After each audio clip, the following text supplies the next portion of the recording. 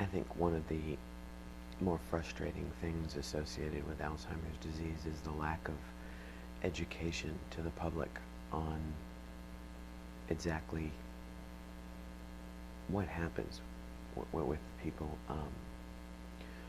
You hear that it's a memory disease, and that they forget, and it's so much more than that. I mean, there were times in the beginning where I didn't understand my mother's anger and the way she would yell and scream at me and um, call me these horrible names. I mean, curses that I didn't even know my mother had in her vocabulary.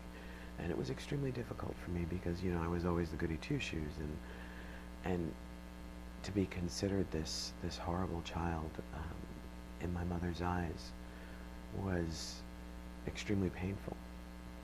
I now know that I've gotten past it and not taken it personally, that a lot of it was just her own fear in recognizing that something was wrong with her and that she couldn't control it.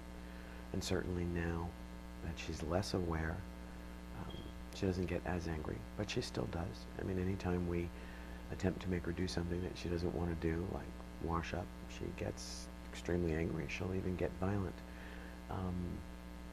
But nobody really educates you on that. It's almost like you got to wait to experience it, and then you bring it up to the healthcare providers or the Alzheimer's Association. They'll say, oh, yeah, that's part of Alzheimer's. But you don't know it until you're thrown into that situation.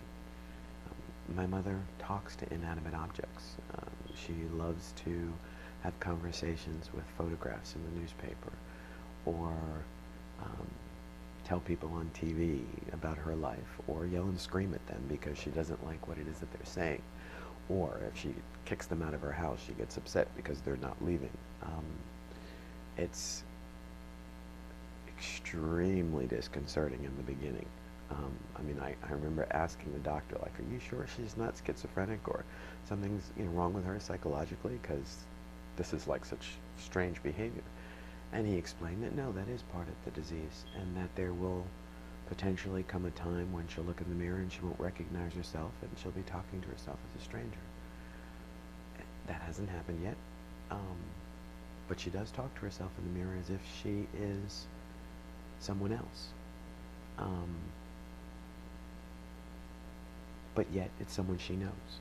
So she's still recognizing her face. She's just not acknowledging the fact that it's her. It's something that you get used to. And when people come over, they don't understand when they hear her yelling and screaming, and you have to explain it to them. And in the beginning, I used to be embarrassed, and I'm sorry to say, sometimes even ashamed. And I know that may have been something that my kids felt as well.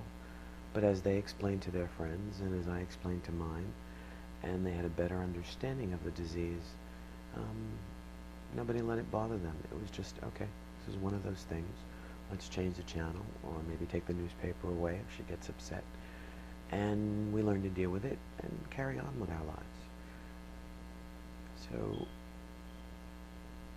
I guess what I'm saying is I wish that it was easier for people to know what to expect. But I guess everyone's different, and maybe you don't see the same things in every person.